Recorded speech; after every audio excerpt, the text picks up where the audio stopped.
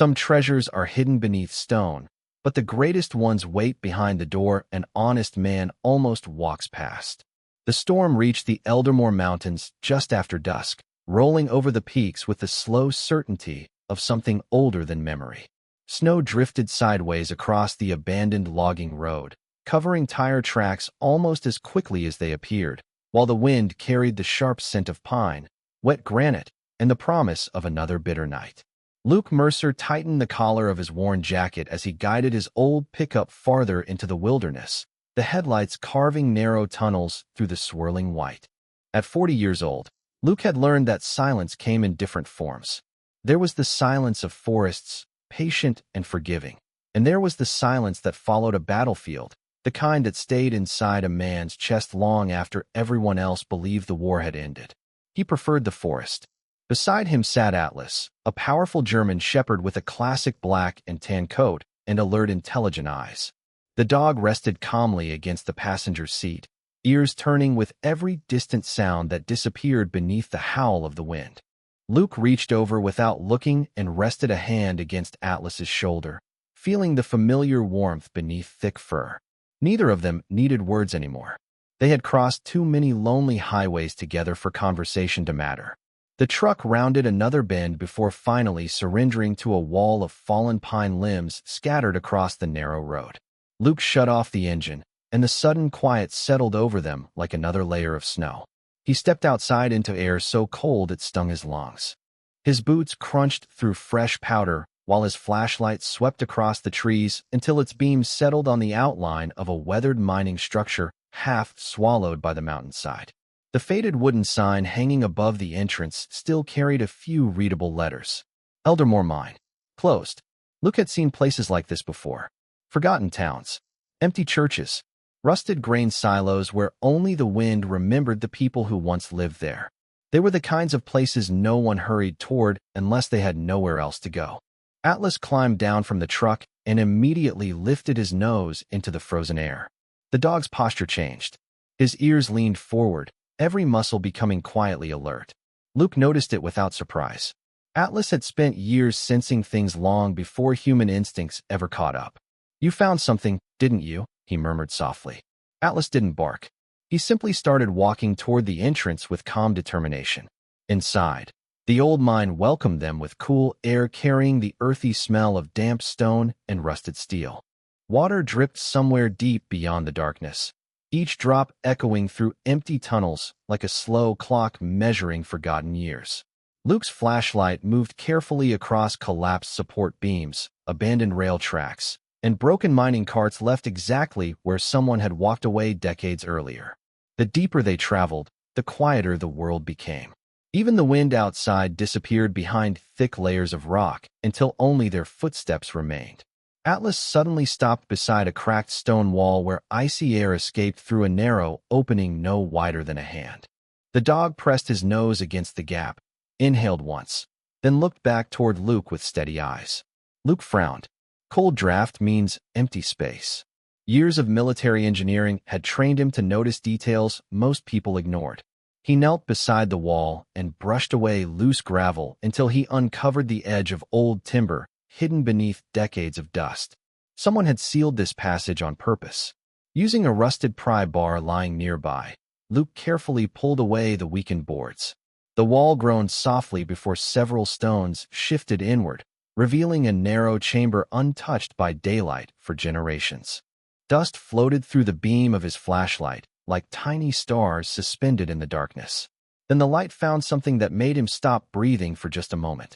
Wooden crates. Heavy iron bands.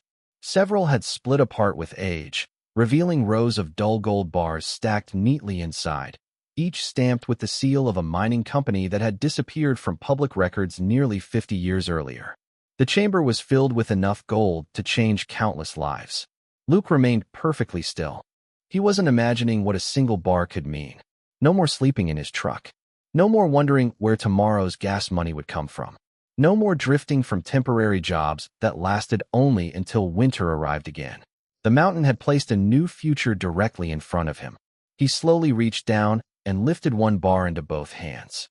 It was heavier than he expected, cold enough to numb his fingers through his gloves. The gold reflected the flashlight in soft amber light, illuminating the silent chamber with an almost unreal glow. For the first time in years, Luke allowed himself to imagine what life might look like without constant uncertainty. A small cabin, a warm fireplace, a place where Atlas could sleep beside a window instead of inside a truck. No one would ever know. The mine had been abandoned for decades. The storm outside erased every track leading here. He could leave before sunrise, and the mountain would keep its secret forever. Luke carefully slipped the gold bar back into its crate and turned toward the entrance. "Come on, buddy," he said quietly. Atlas didn't move. The dog stood 20 feet away, facing the opposite side of the chamber. His body remained perfectly still, tail lowered, ears forward, eyes fixed on something hidden beyond the reach of the flashlight. Luke sighed gently. Atlas. Still nothing. Not fear. Not hesitation. Something stronger. The kind of certainty only complete trust and instinct could create. Luke followed the dog's gaze until his light reached a narrow section of rough stone almost completely hidden behind old shelves and collapsed equipment. There, barely visible beneath years of dust, stood a weathered wooden door set directly into the mountain itself. It looked impossibly out of place, as though someone had built a front door where no house had ever existed. Luke stepped closer. His heartbeat slowed instead of quickened. The wood had aged almost black with time, yet one small section had somehow remained untouched by decay. He brushed away the dust with the sleeve of his jacket. Letters slowly emerged beneath his hand. They had been carved deeply into the wood many years before. Luke's breathing stopped. The inscription read only 7 words. For the man who refuses the gold. Luke stood motionless before the weathered door, the beam of his flashlight resting on the carved words as though they had been waiting for his eyes alone. The mountain seemed to grow quieter around him. Even the slow rhythm of water dripping through the tunnels faded beneath the weight of that impossible message. He ran his gloved fingertips across the letters once more, feeling grooves that time had failed to erase. Whoever carved them had pressed deeply into the old wood with patience rather than haste. This had not been a warning scratched in panic. It had been a promise left for someone who would one day stand exactly where he stood now. Luke looked down at Atlas. The dog remained perfectly still, watching the door instead of the gold behind them.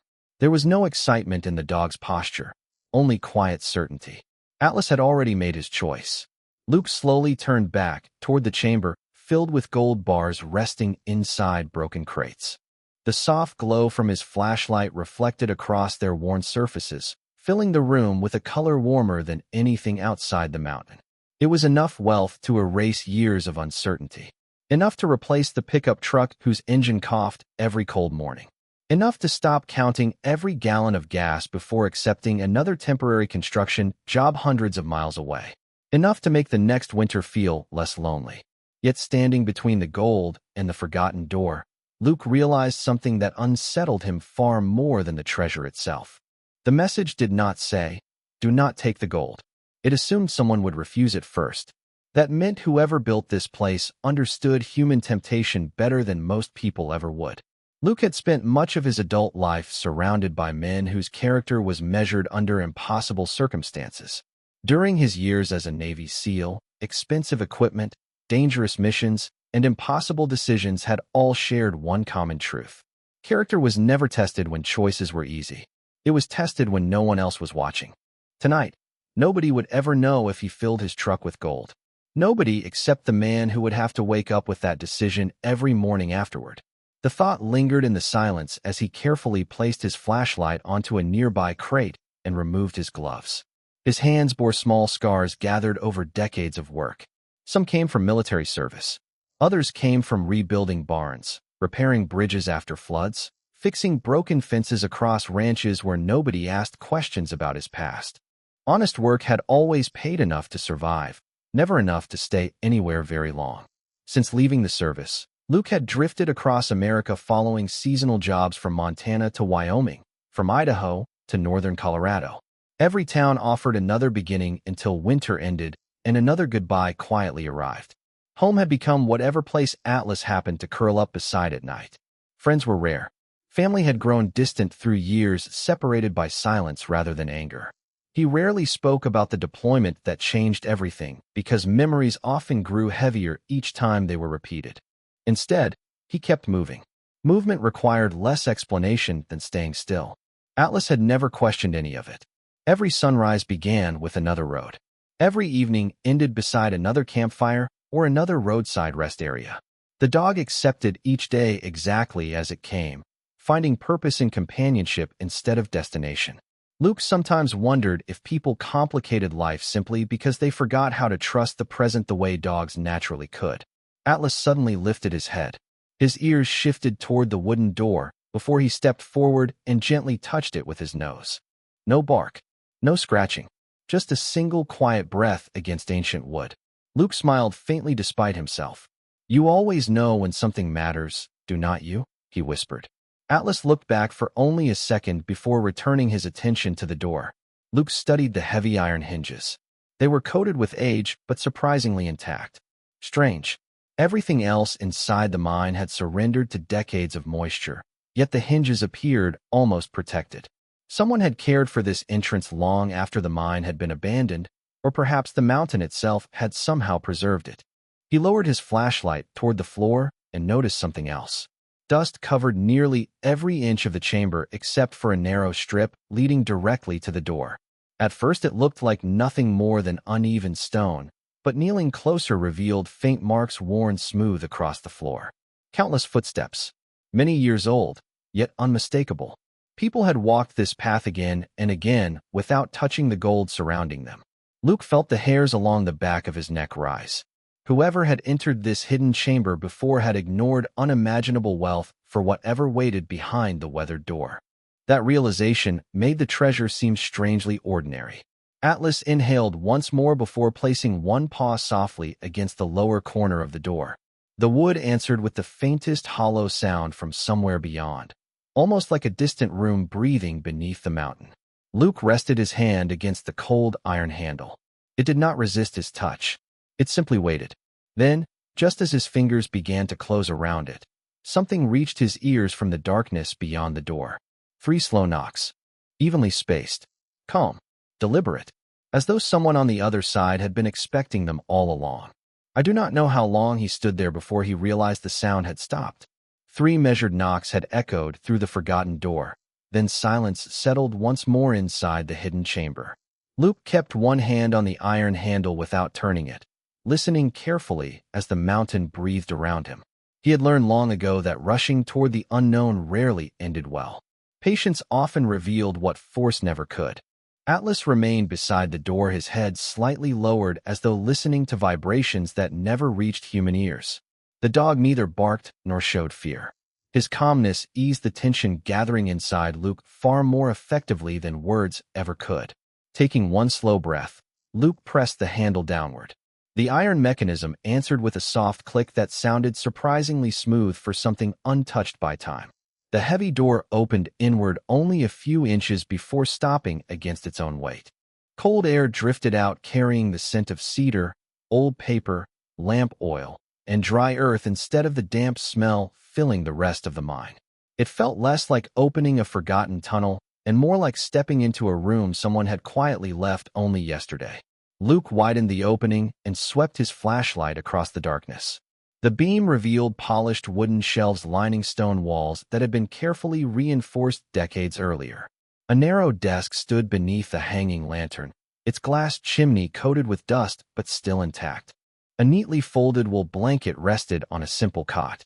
Every object seemed placed with purpose rather than convenience. Nothing suggested panic or abandonment.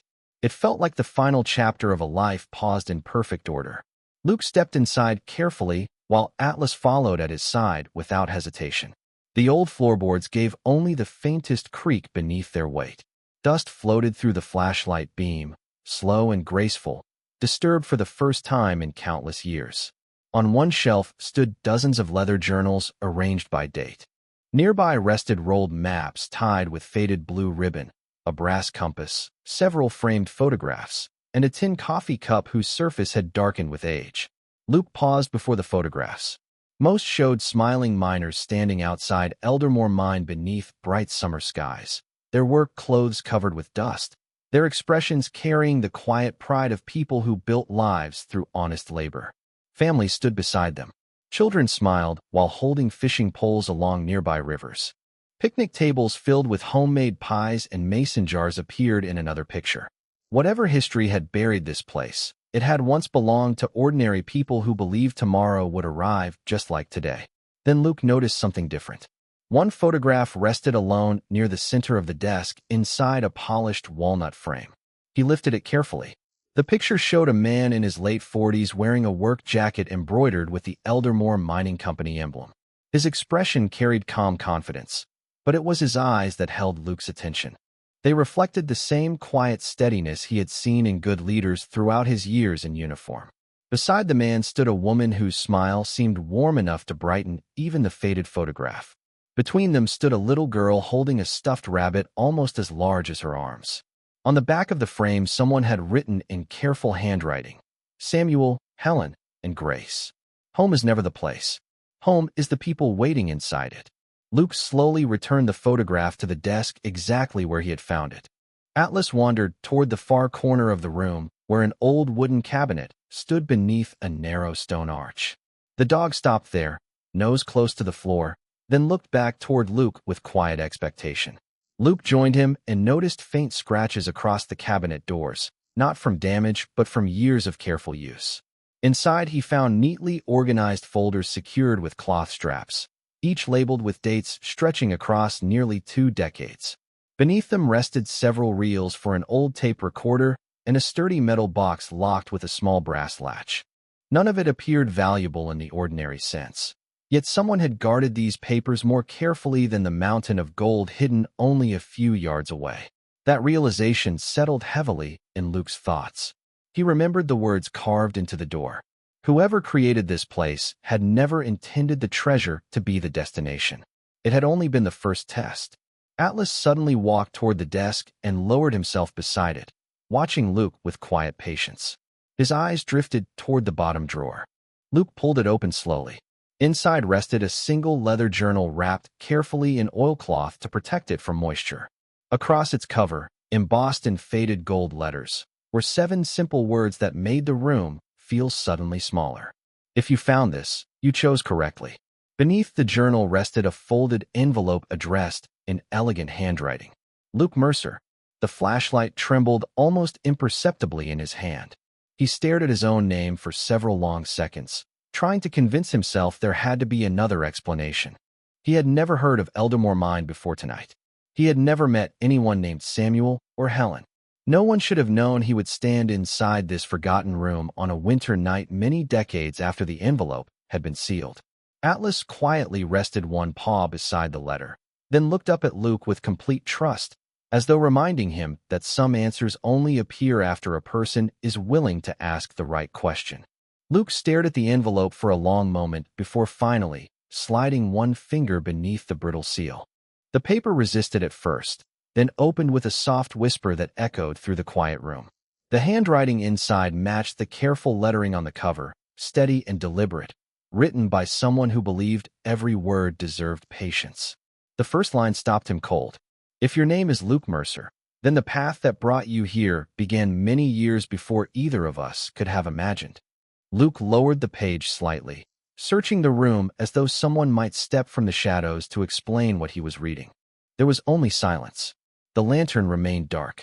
The shelves stood exactly as they had for decades. Atlas sat beside the desk watching Luke with quiet attention, his ears turning toward every faint sound hidden within the mountain. Luke continued reading. "My name is Samuel Whitmore. If you are holding this letter, then you refused the gold before opening this door. That tells me everything I need to know about the kind of man you became." Luke swallowed slowly. Whoever Samuel had been, he had written as though he already knew the future. The letter never claimed to predict destiny. Instead, it spoke about character. Samuel explained that wealth often revealed what already lived inside a person's heart. Some people saw gold and forgot every promise they had ever made. Others looked beyond it because something more valuable had shaped them long before they found treasure. Luke rested the letter on the desk and unfolded the leather journal lying beneath it. The first several pages contained careful notes about mining operations, weather patterns, equipment maintenance, and supply deliveries. Everything appeared ordinary until the entries gradually shifted. Dates became less frequent. The writing grew more reflective. Samuel no longer described machinery. He described people. He wrote about fathers working double shifts to buy school clothes for their children. He wrote about families gathering beside the river every Sunday after church. He wrote about neighbors who fixed one another's roofs before repairing their own. Eldermore, according to the journal, had once been more than a mining camp. It had been a community built upon trust rather than wealth. Luke found himself reading more slowly. Every page painted pictures of ordinary American lives filled with quiet dignity. There were harvest festivals, baseball games played beside the creek, homemade pies cooling on open windowsills, children racing bicycles along gravel roads while mothers laughed from front porches. The mountain had not always hidden secrets. Once it had simply protected families who believed tomorrow would resemble yesterday. Then Luke reached a page marked with a pressed pine needle. Samuel's handwriting changed. Strange men arrived today from the city. Expensive suits. Clean boots. They looked at the mountain without ever looking at the people who call it home. The following entries became increasingly uneasy. Surveyors appeared without explanation. Company meetings were held behind closed doors. Old property records disappeared from filing cabinets. Samuel repeatedly mentioned one name. Conrad Vance. Luke quietly repeated it to himself. The name meant nothing, yet Samuel wrote it with growing concern. Atlas suddenly stood and walked toward a narrow bookshelf near the back wall. Instead of sniffing the floor, he focused on one particular shelf halfway up the stone wall. Luke joined him and noticed that every book carried a layer of dust except one. He carefully removed it. Behind the empty space rested a small brass key attached to a faded leather tag. Written across the tag were only 2 words. Helen's house. Luke frowned. The name immediately matched the woman in the family photograph resting on Samuel's desk. Beneath the key lay a folded county map. One location had been circled in blue ink. 12 miles east of Eldermore, beyond a frozen lake and surrounded by tall aspens, stood a small cabin identified only by handwritten directions instead of an official address. The final note beneath the map read, "If the mountain has trusted you, then she will too." Luke slowly folded the map and slipped it into his jacket pocket. Snow continued falling somewhere beyond the thick stone walls, and dawn could not be far away. Whatever answers waited inside this room had only opened another question. Why had Samuel expected him? Why had someone prepared a letter using his full name decades before this night? And who was Helen after all these years? Atlas returned to the desk and gently nudged the framed family photograph with his nose before looking back toward Luke. The movement felt almost deliberate, as though the dog understood that the smiling woman beside Samuel had become the next step in a journey neither of them had planned. Luke carefully placed the journal, the letter, and the brass key inside his backpack. Before leaving, he looked once more around the quiet room. Nothing here felt abandoned anymore. It felt entrusted. As he stepped toward the doorway, his flashlight swept briefly across the opposite wall where another sentence had been carved directly into the stone, hidden until the angle of the light revealed it. The words were simple enough to fit inside a single breath, yet they settled deeply within him. The mountain keeps secrets only until the right heart arrives to carry them home. The first light of morning spread slowly across the eastern ridges as Luke and Atlas stepped out of the hidden chamber and sealed the weathered door behind them exactly as they had found it. Snow still drifted through the pines, but the storm had surrendered to a quiet sky washed in pale blue and silver. The mountain no longer felt abandoned. It felt watchful. Luke carried the backpack carefully over one shoulder, aware that its contents now held far greater value than the gold resting silently behind layers of stone. Atlas walked a few steps ahead along the narrow trail, occasionally lifting his nose toward the crisp air before continuing forward with calm confidence. The old pickup started after 2 slow turns of the ignition, the familiar rumble sounding almost comforting against the silence of the forest. Luke unfolded the county map across the passenger seat, while the heater gradually pushed warmth into the cab. The blue circle marking Helen's cabin lay roughly 12 miles east of Eldermore, hidden beyond a frozen lake and connected only by a narrow county road that disappeared into dense stands of aspen and spruce. There were no nearby towns marked within several miles. Whoever Samuel had trusted had chosen a place where solitude was easier to find than visitors. As the truck descended through the winding mountain roads, Luke found himself thinking less about the impossible letter and more about the people inside Samuel's journal. Every page described neighbors who believed honesty mattered because everyone eventually met again at church, at school events, or along the river during fishing season. Communities like that still existed in scattered corners of America, but they were becoming harder to find. Somewhere along the way, many people had begun measuring success by what they owned instead of the promises they kept. Samuel seemed to have lived according to the opposite belief. Atlas suddenly raised his head before the cabin even came into view. His ears shifted forward, and his tail gave one slow movement. Luke eased the truck around the final bend and saw the small property resting beneath towering aspens whose bare white trunks shimmered softly against the morning light. The cabin itself was modest, built of hand-cut logs with a stone chimney rising from one end. Smoke drifted gently into the cold air. Someone was home. Luke parked beside an old split-rail fence where snow covered every post except one narrow path leading to the front porch. The path had been shoveled recently. Fresh boot prints crossed it beside smaller tracks that looked almost too old to belong to anyone in a hurry. Before Luke reached the porch, the front door opened quietly. An elderly woman stepped outside wearing a thick wool sweater beneath a faded brown coat. Her silver hair was gathered neatly behind her head, and despite the winter chill, she stood with quiet steadiness. Time had added gentle lines around her eyes, but kindness had softened each one. She looked first at Atlas. Her expression changed almost instantly. Not surprise. Recognition. She descended the porch steps slowly, stopping only a few feet away from the dog. Atlas walked forward without hesitation and lowered his head. The woman reached out with weathered hands and rested one palm gently against his neck. Tears gathered in her eyes, though her smile never disappeared.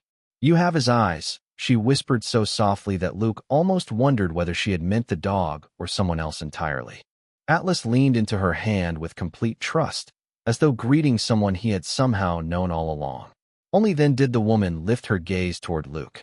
She studied his face quietly, not with suspicion, but with the patient attention of someone comparing memory against reality.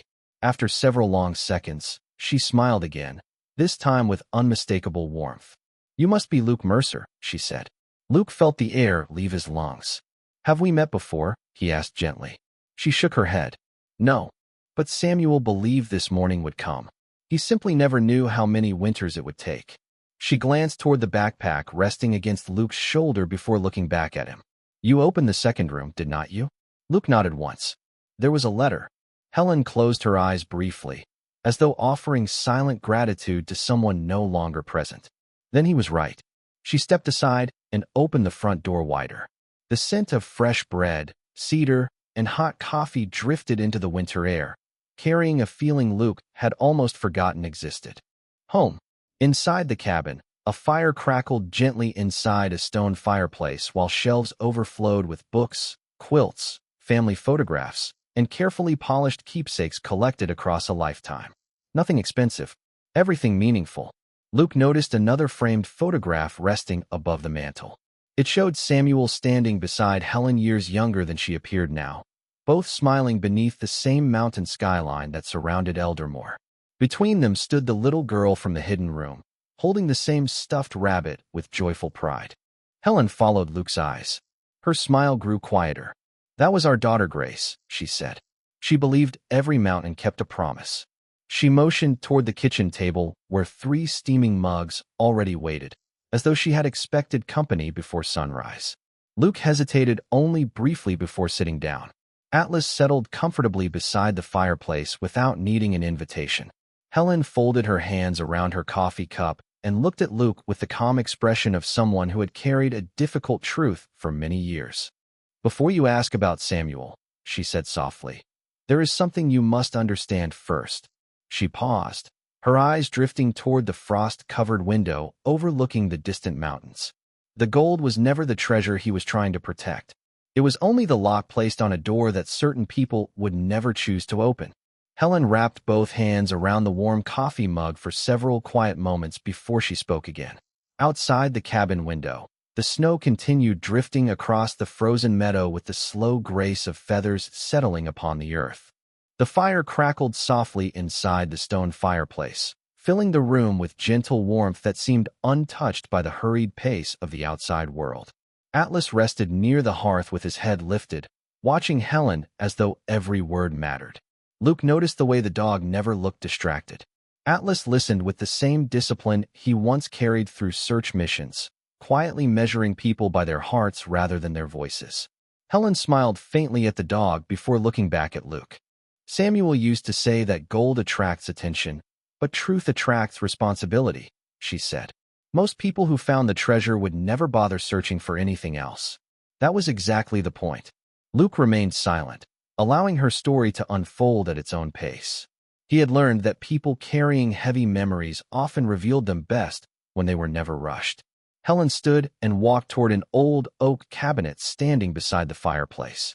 From its lowest drawer, she carefully removed a wooden box polished smooth by decades of careful hands. She carried it to the kitchen table and laid it gently before Luke.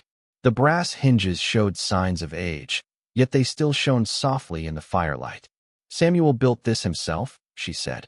"He told me never to open it unless someone arrived carrying his journal and the brass key." Luke slowly reached into his backpack and placed both items beside the box. Helen nodded quietly. Then today is the day he prepared for. She unlocked the box using the brass key Luke had found hidden behind the bookshelf inside the mountain room. The lid opened without resistance, revealing dozens of neatly organized documents bound together with faded blue ribbons. Beneath them rested property maps, handwritten letters, surveying records, and old photographs taken from places throughout the Eldermore Valley. Luke immediately noticed that every document carried careful notes written in Samuel's unmistakable handwriting. Helen selected one folded map and spread it across the table.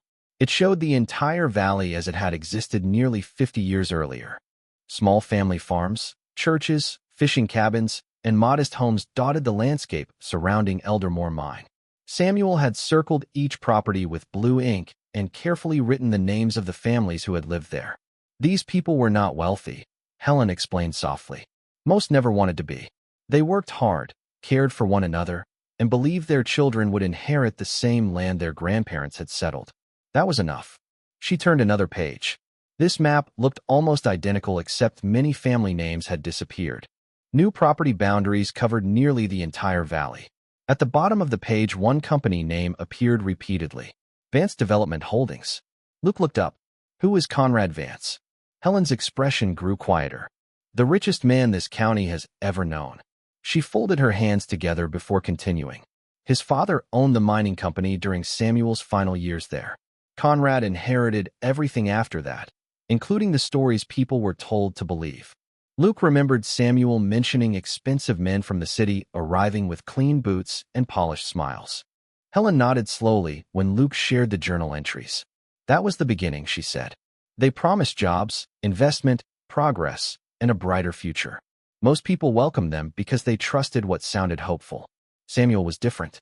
He believed every promise deserved proof before applause. Helen reached deeper into the wooden box and removed an aging photograph. It showed Samuel standing beside several miners outside the main entrance of Eldermore Mine.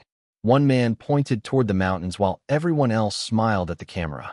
Helen rested one finger gently upon Samuel's face. He discovered that the company had quietly changed ownership records for dozens of families. Farms, cabins, even churches had been transferred through paperwork almost nobody understood. People believed they were signing routine mining agreements.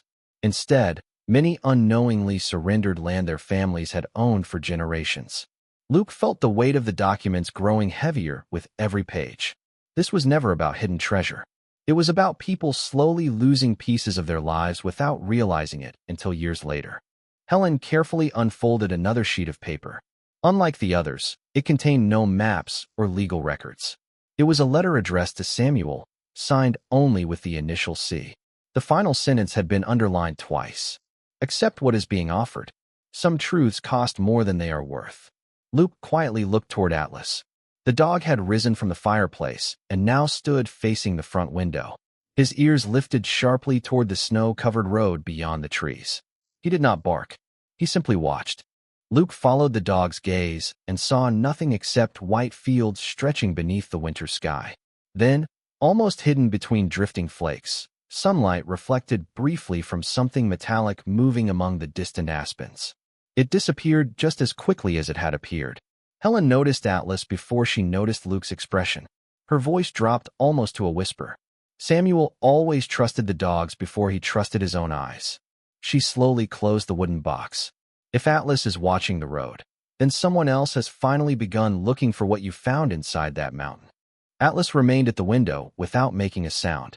His posture had changed so subtly that anyone unfamiliar with him might never have noticed.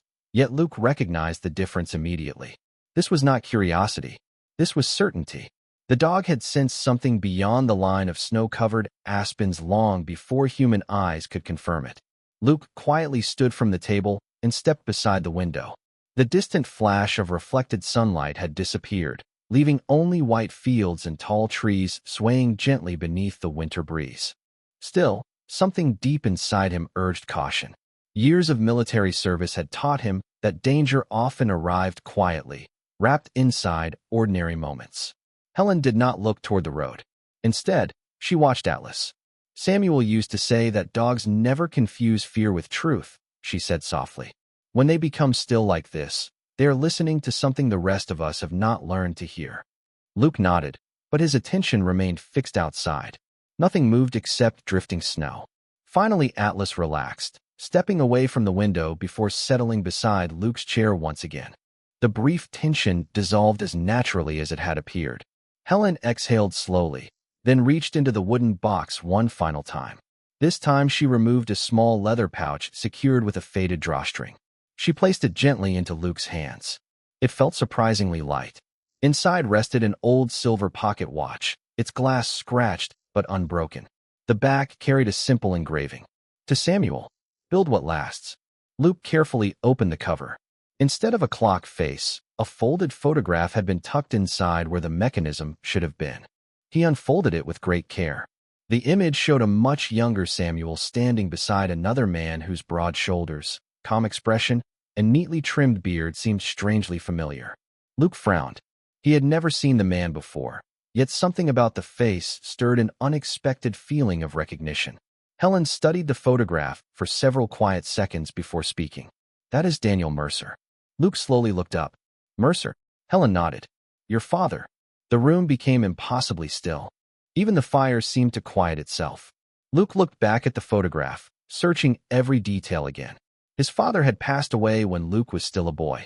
His memories were scattered and incomplete, softened by time until only fragments remained.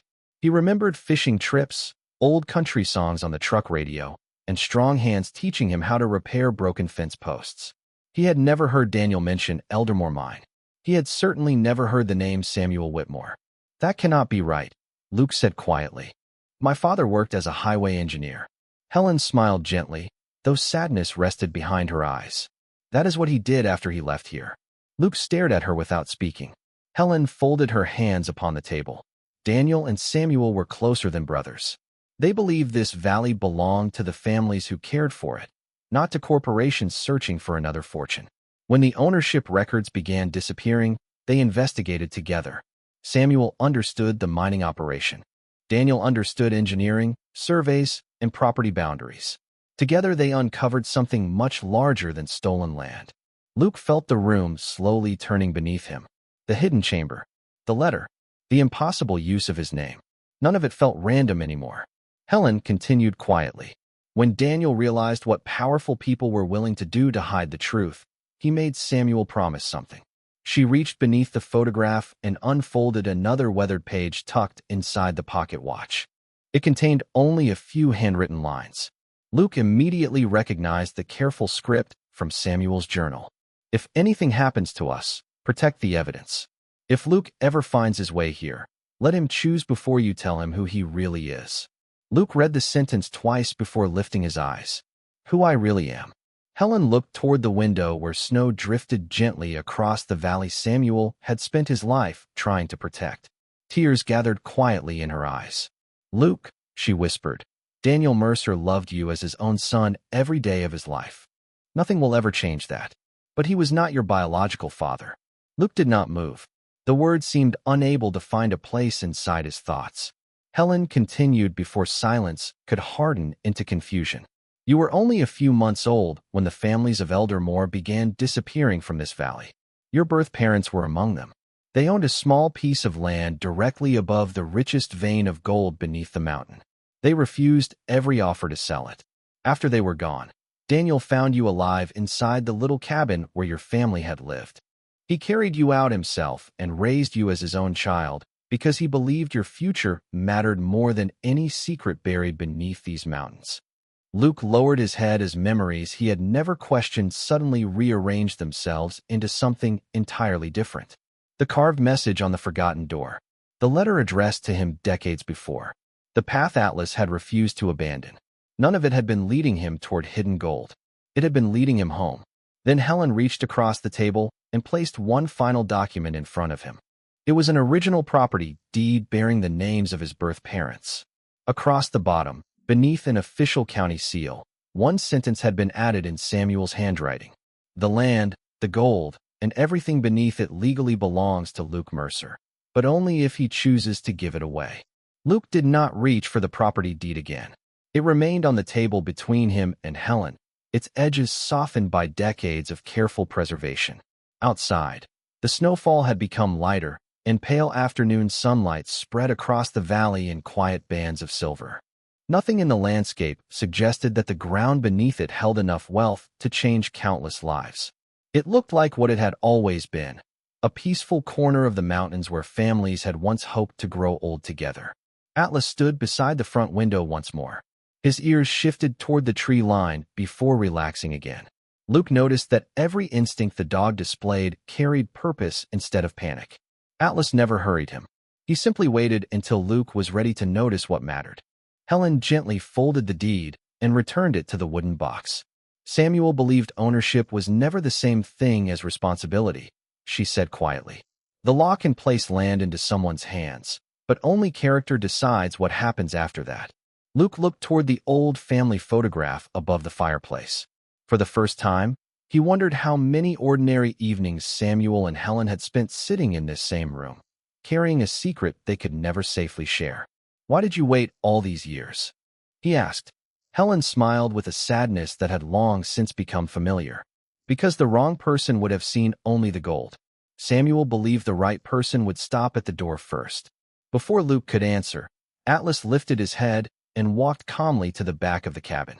He paused beside a narrow hallway leading to a small storage room, then looked back over his shoulder. Luke followed. The room held little more than shelves of preserves, neatly stacked firewood, and several weathered trunks. Atlas stopped beside the oldest trunk, lowering his nose to the worn leather straps. Helen nodded before Luke even asked. "Go ahead," she said. "He has never shown interest in that trunk until today." Luke unfastened the brass buckles and carefully lifted the lid. Folded quilts rested on top, carrying the faint scent of cedar. Beneath them lay several notebooks tied together with blue ribbon. They were not Samuel's journals. Each cover carried a different name. Luke slowly read them aloud. Miller, Dawson, Ortega, Brooks. Helen's expression softened. Those were families who lost their homes. Samuel gathered their stories because he believed history disappears when no one remembers the names. Luke opened the first notebook. Instead of legal documents, it contained handwritten memories. One family described planting apple trees that no longer existed. Another wrote about a church picnic beside a creek that had since been diverted. Children had drawn simple sketches of cabins, horses, and fishing boats along the margins. These were not records prepared for courtrooms. They were pieces of ordinary lives preserved before they could be forgotten. Luke closed the notebook slowly. "This is what Samuel protected," he whispered. Helen nodded. "The gold was valuable because people desired it. These stories are priceless because too few people ever stopped to protect them." Atlas gently nudged another bundle lying beneath the notebooks. Luke lifted it free and found a roll of carefully preserved survey maps. One corner carried fresh pencil marks far newer than the surrounding documents. Someone had studied them within the past few years. Helen noticed his expression. "I did not add those notes," she said softly. Luke spread the map across an old workbench. New measurements appeared beside several property lines. Whoever had drawn them understood modern surveying methods. At the bottom of the page was a date from only 18 months earlier. Luke felt a quiet chill that had nothing to do with winter. Someone else had been searching long after Samuel was gone. Atlas suddenly turned toward the back door. This time he gave one low, steady breath instead of a bark. Luke stepped onto the porch. Fresh snow still covered the yard, but a second set of footprints crossed the edge of the property before disappearing into the trees. They were almost completely filled by drifting snow, suggesting they had been made only a short time earlier. Luke studied them without speaking. Whoever had visited had come close enough to watch the cabin, yet had left without knocking. When he returned inside, Helen was standing beside the fireplace holding Samuel's old pocket watch. She placed it gently into Luke's hand. "The valley has waited many years," she said. "Now it knows you are here." Luke closed his fingers around the watch and glanced toward Atlas. The dog met his eyes with the same calm certainty he had shown since the moment they entered the forgotten mine. Luke finally understood that this journey had never been about claiming an inheritance. It was about deciding whether he would become its guardian before someone else arrived, determined to erase the truth forever. The footprints were still visible when morning came, pressed into the snow along the tree line like a sentence someone had stopped writing halfway through. Luke crouched beside them while Atlas moved in a slow half-circle, nose low, reading the story the wind had not yet erased. The stride was even, unhurried. Whoever had stood watching the cabin had not been afraid of being caught, and that told Luke more than any signature could. Frightened men run. Confident men are paid to come back. He followed the trail with Atlas through the aspens until it ended at a flat shelf of rock overlooking the frozen lake. 3 small holes formed a perfect triangle in the crust of snow, the unmistakable footprint of a surveyor's tripod, and beside them lay a crushed paper coffee cup bearing the logo of a chain restaurant that did not exist within 40 miles of the valley. Atlas circled the tripod marks once, then looked up at Luke with steady, patient eyes. Somebody was measuring the mountain again, exactly the way Samuel's journal said they had measured it 50 years ago. The confirmation arrived faster than Luke expected. When he and Helen drove into Ashford that afternoon for supplies, the county clerk flagged them down on the courthouse steps, apologizing as she handed Helen a certified envelope. Inside was a legal notice printed on heavy paper. Vance Development Holdings had filed a petition to quiet title on 11 parcels in the Eldermore Valley, asking the court to declare the original ownership records lost, defective, and legally void. The hearing was scheduled for Friday morning. 5 days away. Helen read the notice twice, and her hands, which had been steady through every revelation inside the cabin, finally trembled. "They waited until almost everyone who remembered was gone," she said quietly. "Paper does not testify. People do." Luke folded the notice and looked up at the courthouse, a modest brick building with a flagpole and a war memorial out front, the kind of place built by people who believe the law belonged to them too. "Then we bring them people," he said. On the drive back, Luke turned off the county road without quite deciding to, following the handwritten directions Samuel had left inside the map. Aspen Hollow. The road had surrendered to the forest decades ago, but the truck pushed through the drifts until a small clearing opened between the white trunks, and there it was. The cabin his birth parents had built stood roofless and gray, its walls leaning into one another like old friends holding each other upright. Luke stood in the doorway for a long time without speaking. Snow had drifted through the fallen beams and covered the hearth in a smooth, unbroken blanket. Atlas stepped carefully through the ruins, sniffing the cold stones, and then stopped beside the doorframe and refused to move. Luke came closer. There, at the height where a father might rest his hand, 2 sets of initials had been carved into the wood, weathered almost smooth but still legible, framed by a crooked heart some patient knife had traced around them. Beneath the snow at the base of the frame, Atlas uncovered something small and hard with 2 gentle sweeps of his paw. Luke lifted it free and brushed the ice away. It was a carved wooden soldier, no longer than his finger, its paint long gone, its face worn away by the same years that had taken everything else. A child's toy, perhaps his own. He closed his hand around it and understood, with a clarity that hurt, that he was standing inside the only home that had ever legally belonged to him, and that somewhere in a filing cabinet a man he had never met was preparing to argue it had never existed at all. The anger that rose in him was not loud. It was the quiet kind, the kind that outlasts winters.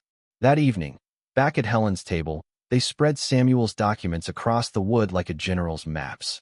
The deed with the county seal, the journals, the notebooks carrying the names of the vanished families. Miller, Dawson, Ortega, Brooks. Luke read the names aloud again, and this time they did not sound like history. They sounded like a witness list. Helen watched him for a moment, then rose and returned with a shoebox filled with old Christmas cards and letters.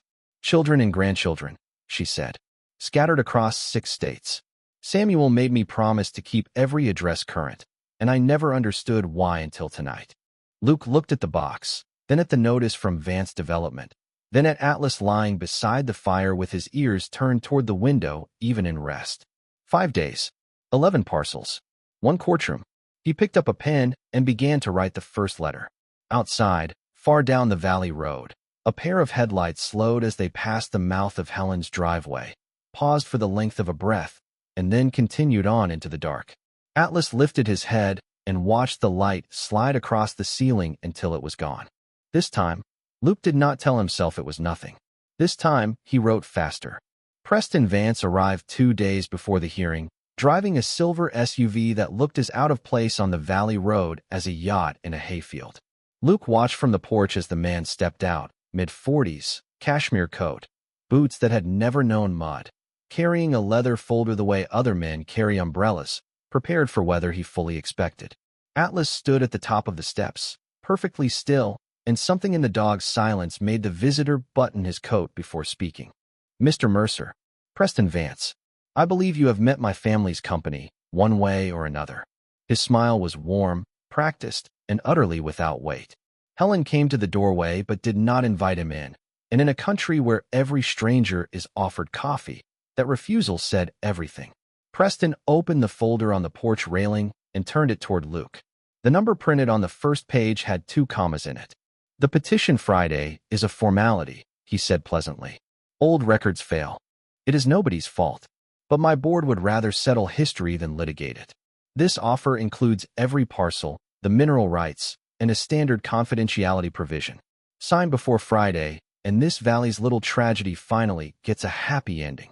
Luke read the number, then looked past it at the mountains.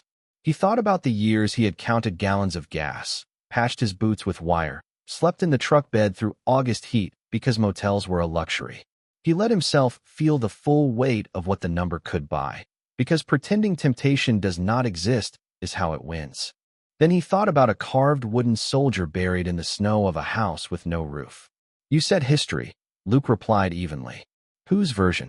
Preston's smile thinned by a millimeter. The version the court accepts, Mr. Mercer. That is the only version that has ever mattered. He closed the folder, and for just a moment the warmth left his voice the way heat leaves a room when a door opens. Documents burn. Memories die. Juries believe paper, and paper has always been kind to my family. Do not mistake this morning for a negotiation. He nodded to Helen with impeccable manners and drove away, leaving the valley quieter and colder than he had found it. That night, they worked. Helen dragged Samuel's old reel-to-reel player from the closet, and Luke threaded the first tape from the metal box with hands that refused to hurry. The machine crackled, hissed, and then filled the small cabin with voices that had been waiting under the mountain for half a century. Samuel's voice, younger and heavier. And another voice, smooth as lake ice, that Helen identified with her eyes closed. Conrad Vance's father. The recording was long, but one exchange stood out with terrible clarity. Sign the consolidation agreement, Samuel, and every deed in this county can be corrected by Friday. Refuse, and those same deeds can be rewritten just as easily. It has always been that simple. Luke stopped the tape and sat back. Beside the player lay the pocket watch, the deed, the journals, the notebooks of the vanished families, and now a dead man's voice explaining exactly how the valley had been stolen. 50 years of scattered evidence had spent the week quietly assembling itself into an argument. Helen looked at it all and said softly, Samuel did not hide a treasure, Luke. He built a case. He just could not live long enough to file it. Before dawn on Friday, Luke walked out to warm up the truck and found the tires slashed. All 4, clean straight cuts made by someone who had not even bothered to make it look like vandalism. It was not a threat. It was a schedule adjustment. The hearing was in 3 hours, and the nearest tire shop was in Ashford, and Ashford might as well have been the moon. Luke stood in the cold, breath steaming, feeling Friday slipping away, when Atlas suddenly turned toward the road and gave one short, bright bark, a sound he almost never made. An old flatbed truck was rumbling up the drive with chains on its tires and a toolbox the size of a coffin bolted behind the cab. The driver leaned out, a heavy-set man in his 60s with a gray beard and a cap that read Miller and Sons Towing. "You Luke Mercer?" he called. "Got a letter this week, says my granddad used to own 40 acres by the creek here. Me and a few folks figured we would come early, in case the Van Cess remembered how to behave." Behind the flatbed, headlights were stacking up along the valley road. 5, 8, a dozen, pickups and sedans, and one church van, filling the winter morning with the sound of engines and the improbable smell of coffee and donuts. Tom Miller looked at the ruined tires, then spat thoughtfully into the snow. Huh? Same thing happened to my granddad the week of his hearing, 1979. He smiled without any warmth at all.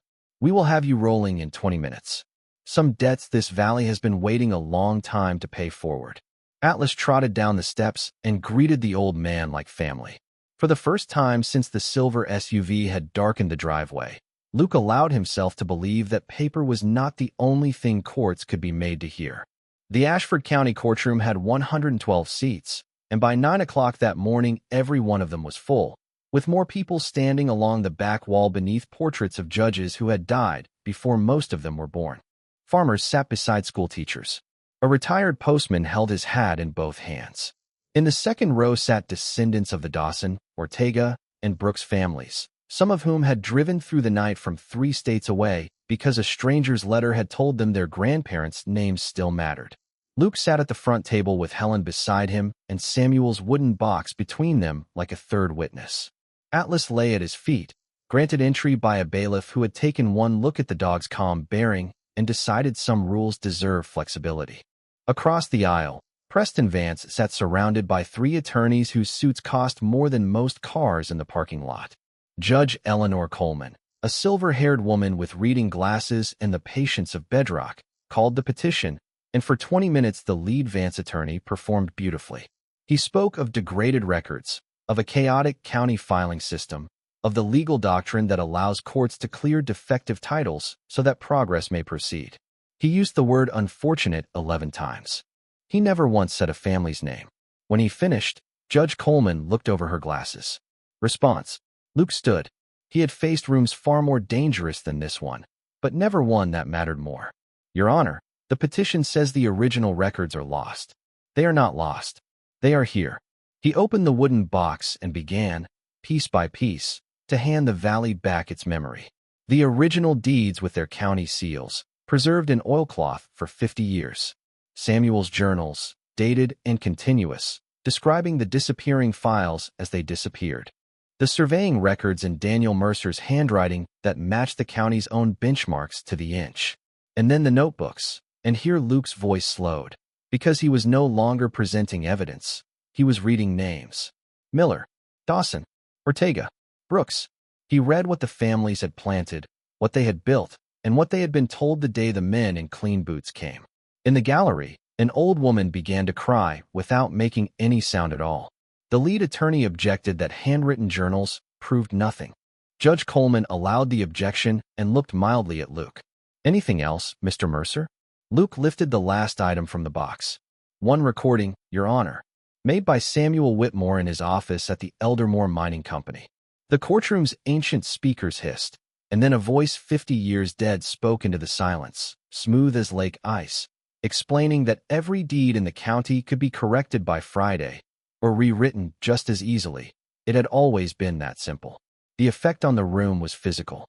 Heads turned toward Preston Vance in a single slow wave, and Preston, to his credit, kept his face perfectly composed while everything behind it visibly rearranged. His attorneys objected in overlapping sentences, authenticity, foundation, hearsay, and Judge Coleman removed her glasses with the unhurried care of a woman who had just watched a case change species in front of her. "The court will require expert authentication of this recording," she said.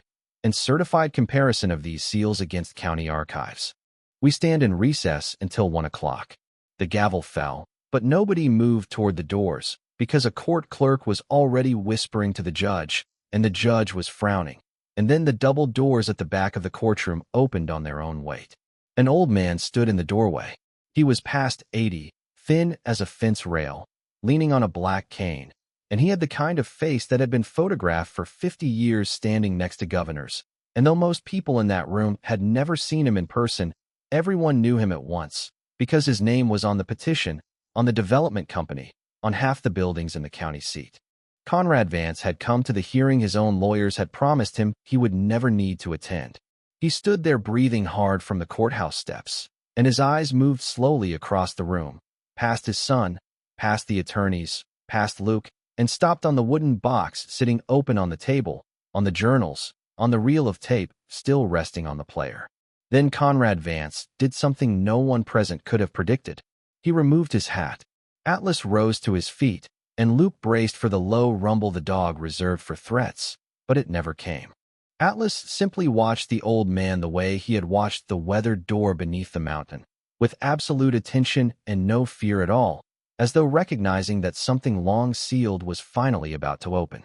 Into the silence, in a voice like dry paper, Conrad Vance spoke loudly enough for the whole room to hear. "Your Honor," he said, "before this court authenticates that recording, it should hear the rest of what happened. And it should hear it from me." They gave Conrad Vance a chair at the front of the courtroom because his legs would not carry him further, and for a long moment the most powerful man in the county sat silently beneath the flag, gathering breath the way other men gather courage. Preston leaned toward his father with a whispered warning, and the old man waved it away like smoke. "I have spent 50 years listening to attorneys," Conrad said. "It bought me everything except one honest night of sleep." Judge Coleman reminded him gently that he was under no obligation to speak. Conrad nodded, folded both hands over his cane, and spoke anyway. "I was 31 years old when my father consolidated this valley. I drafted some of those agreements myself. I watched families sign papers they could not possibly understand, because we designed them not to be understood." The courtroom did not gasp. It went silent instead, the deeper kind of silence, the kind that arrives when people finally hear something they have waited 2 generations to hear said out loud. Conrad's voice stayed level, but his knuckles whitened on the cane. "Samuel Whitmore came to my father's office in the winter of 1979 and told him he had proof. My father made threats. I stood by the window and said nothing. That silence is the only thing in this county I ever truly earned." He looked, for the first time, directly at Luke. There was a young couple at Aspen Hollow who refused every offer. That spring their truck went off the mountain road in clear weather, and the inquiry was closed in 9 days. I do not know what my father paid or to whom. I know that I chose not to ask, and I know their son is sitting in this courtroom beside a dog that has better judgment than I had at his age. Luke felt Helen's hand close over his. He did not trust himself to move. Somewhere behind him, a woman from the Ortega family whispered a prayer in Spanish, and the sound carried in the stillness like water in a dry country. Conrad drew an envelope from his coat, with shaking hands, and passed it to the bailiff. "A sworn affidavit, prepared last month when my doctors gave me their opinion of my winter. It confirms the recordings, the alterations, and the original boundaries. My attorneys do not know it exists. My son does not know it exists." He turned his head slowly toward Preston, and something old and tired and almost kind crossed his face. "The petition dies today, Preston. Let it. Wealth built on a lie is just debt wearing a nicer coat." What happened next happened quickly, the way dams break. Judge Coleman authenticated the affidavit against the county seals, suspended the petition from the bench, and referred the entire chain of title to the state attorney general for review of what she called, in a voice you could strike matches on, systematic fraud upon this court spanning 5 decades. The Vance attorneys asked for a continuance and were denied. Preston Vance left through a side door with his phone already at his ear, and the board that had sent him did not answer, because the story was on 3 news sites before he reached the parking lot, filed by a young reporter who had driven up expecting a routine land hearing and found, instead, a confession. And then it was Luke's turn, because Judge Coleman looked at the deed from Aspen Hollow, the one document in the box that had never been altered, and said, "Mr. Mercer, this parcel and its mineral rights appear to be lawfully yours. The court is prepared to confirm your title today." The room turned toward him, 112 seats of people who had lost land hearing that one man had just gotten his back, with a fortune in gold beneath it. Luke stood. He took the wooden soldier from his pocket and set it on the table where everyone could see how small it was. "Your Honor, my parents refused to sell because they believe this valley belonged to the people who love it. I can think of only one way to honor that." He unfolded the paper he and Helen had drafted at the kitchen table by lantern light. "I am placing the land, the mineral rights, and everything beneath the mountain into a community trust, the Eldermore Valley Trust, to restore the stolen parcels to the descendants of the original families, to rebuild what was lost, and to keep that gold where it has always done the most good, underneath all of us, holding the valley up." For a moment nobody moved, because some sentences take a second to believe. Then Tom Miller stood up in the fourth row and began to clap, slow and heavy as a heartbeat, and the sound spread across the courtroom until Judge Coleman surrendered any pretense of order and simply let it happen. Through all of it, Atlas walked quietly across the front of the courtroom, past the attorneys, past the bailiff, and rested his head on the knee of Conrad Vance, who stared at the dog for a long breath, and then bowed his white head and wept like a man finally allowed to put something heavy down. Spring came late to the Eldermore Valley that year, but when it came the way forgiveness does, slowly, then all at once. The snow retreated up the mountainsides through April, and by the first week of May the meadows below Helen's cabin were loud with returning birds and the distant sound of hammers. The Eldermore Valley Trust operated out of the old white church on the county road, its steeple freshly painted by volunteers, its basement filled with folding tables where surveyors and grandchildren bent together over maps that finally told the truth. 11 parcels had already been restored. The Miller family broke ground on the Creek 40 in June, and Tom cried behind his sunglasses and blamed the pollen, and nobody believed him, and nobody said so. The Ortega family planted 200 apple trees on the southern slope where their great-grandmother's orchard had once stood, and children who had grown up in cities 3 states away spent their first mountain summer learning the names of stars their ancestors had watched from the same ground. The state's investigation moved forward the way glaciers do, slowly and irresistibly. Vance Development Holdings settled before autumn, its board scattered, its projects sold. Preston Vance was last reported working for a firm back east, and the valley, having better things to discuss, largely stopped discussing him. Conrad Vance did not see the summer. He passed in his sleep in late May, and to the astonishment of the county, his will directed the bulk of his private estate into the trust, with a single handwritten condition attached, that a bench be placed outside the restored schoolhouse bearing no name at all, only the words, "Sit down and rest. You are among neighbors." Luke read those words at the dedication and understood that some debts can only be paid forward, never back. He rebuilt Aspen Hollow with his own hands through the summer, board by board, the way his father Daniel had taught him, the way honest work had always steadied him.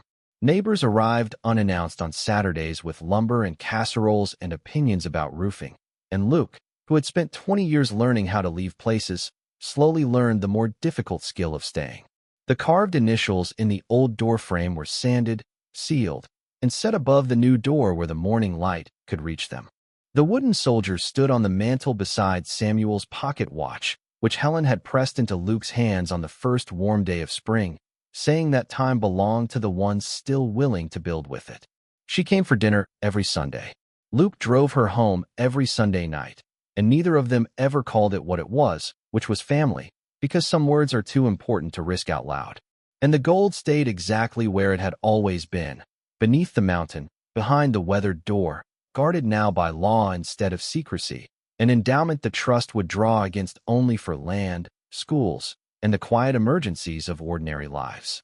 The treasure room was photographed once for the court record and then sealed again, and Luke found that he never thought about it at night, not even once, because a man who has finally come home has no use for buried things. On an evening in early October, Luke sat on his new porch watching the aspens turn gold across the hills, the only gold in that valley anyone needed to see. Atlas lay beside him, older by a year, gray arriving at his muzzle like the first snow of a gentler winter, his ears still turning toward every sound the mountain made. Luke rested his hand on the dog's shoulder and thought about the night the storm had driven them up the old logging road, how close he had come to filling his truck in that glittering room and driving away into a richer, smaller, lonelier life. No one would ever have known. That was the thought that stayed with him. No one would have known, except him, every morning for the rest of his life. Atlas had known better. Atlas had walked past a mountain of gold without a glance and pressed his nose against a forgotten door, because loyalty has never once in the history of the world been confused about what actually matters. The greatest treasures Samuel had carved half a century ago are never the ones that glitter first. Luke understood the sentence completely now. The treasure was Helen's lamplight visible across the dark meadow. It was hammers on new rooftops and apple trees in old soil, names restored to deeds, and children asleep in houses their great-grandparents had built. It was a tired dog breathing slowly beside him in the blue October dusk. Luke Mercer had walked into that mountain with everything he owned rattling in the bed of one old truck, and he had walked out owning nothing more. And somehow, in the arithmetic that actually governs a human life, he had come out the richest man in the valley. So before the light fades and the story lets you go, answer honestly, just for yourself. If you had stood alone in that treasure room, with no one watching and a lifetime of hard roads behind you, would you have filled your pockets with the gold, or would you have followed the dog to one last forgotten door?